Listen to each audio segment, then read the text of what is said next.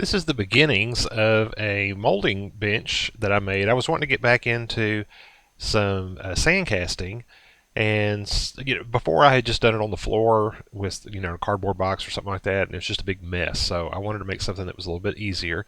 This is an old dryer. The shell, the white part, is an old dryer that I had laying around because our dryer died, and so I used the outer portion of that. I wanted a metal box so that when I dumped the hot sand in there, I didn't have to worry about anything catching on fire. You can see it's got a wood frame around the top. That's just to kind of stiffen it. And then I got a piece of sheet metal that I had laying around and wrapped it across the bottom and up the sides. I'm having to narrate this because I lost the sound to it. But underneath here you can see I got a couple of 2x4s that I put up underneath it to support it, and then there's a shelf in the bottom down there that I'll use just to put extra tools in and things like that. The bottom is made out of there's those 3x3s right there that I used, got from an old pallet, and one by whatever, and then put some casters on it so that I can move it around when I need to.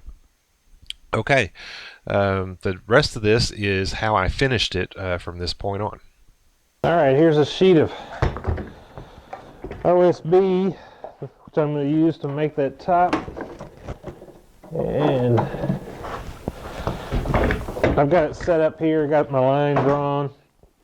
I got a board laying under it here and over here, so I can just cut it across like that. I've got to get the right depth set on my saw here.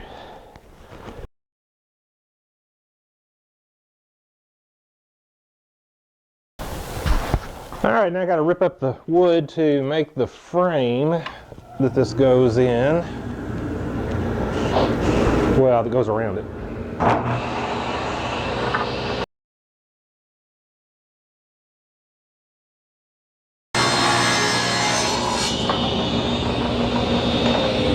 Put this frame together. I'm going to start out, I'm going to just put one screw in each corner.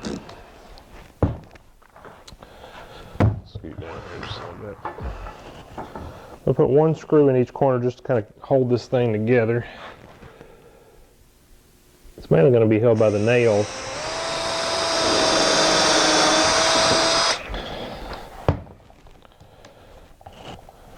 That are in the, it's only going to be held by the nails that are in the top, and it's all going to be glued up. Tell you what, let me go ahead and get both those screws going. Where's my other? Here it is.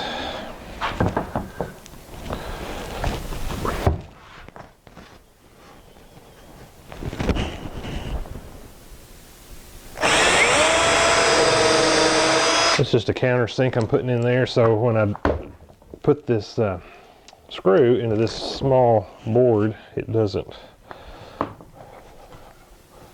crack it.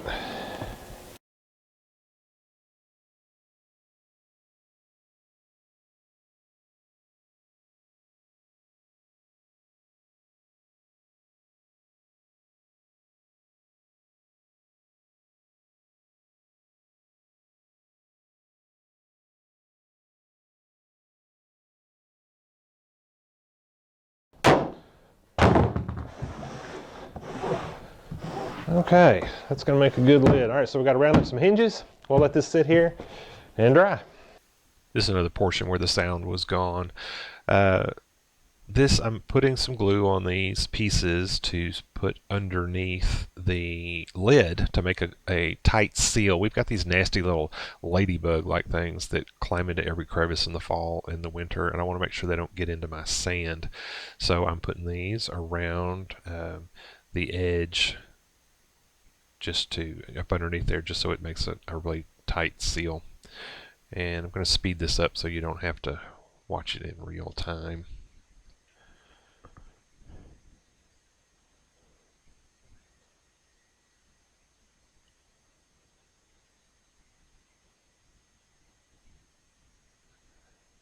And that's about got all those strips on. The next thing we'll put the hinges on.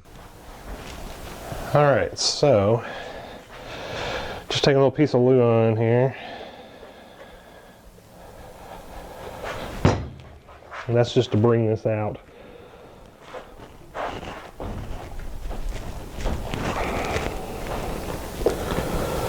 Let's see. Gives it a nice thickness there to mount these hinges.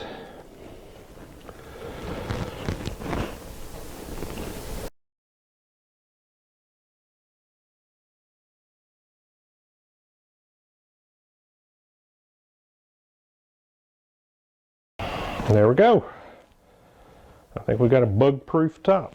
Okay, next thing to do here is to make a couple of bars that'll run front to back that I can set my flasks on to ram them up. Let's get a measurement on this and see how long these arms need to be. Hey, a little tip for you. When I put this metal pan in here, you know, there's an edge around it, and so I wanted to make sure that so the sand wouldn't leak through. So I ran some silicone around there. Now I had a tube of silicone in a drawer, and you know, silicone has an expiration date on it. I always thought that expiration date was on there because it, if the silicone got old, it would get hard, you know, and just be a solid tube. Well, so I put the silicone on here, came back down a couple hours later, it was still sticky. So I go to looking. Well, come to find out, if the silicone is old, it won't set up, ever.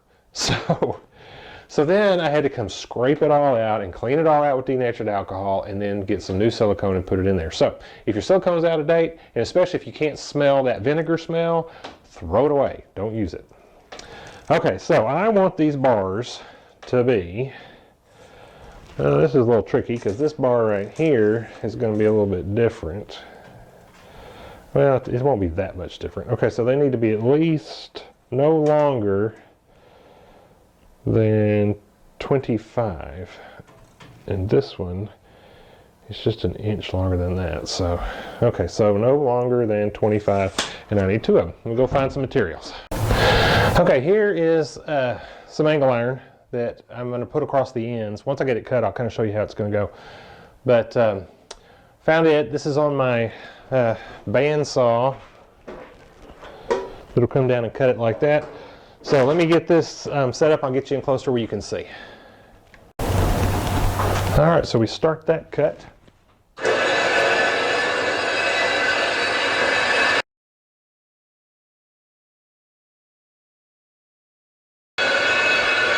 Okay, you can still hear the bandsaw running in the background.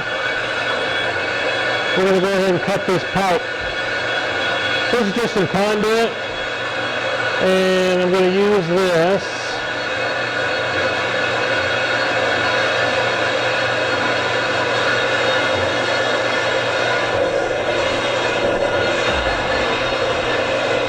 Let's see, wait a minute. I think this is the piece I'm using. Yeah, I actually want to cut it a little bit more over this way. I want to make sure these aren't too long.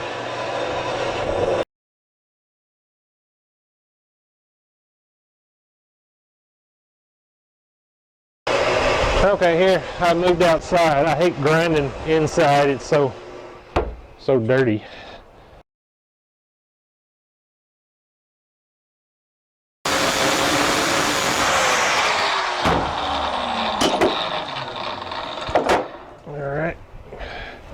You see that? It's not perfect, but that'll weld.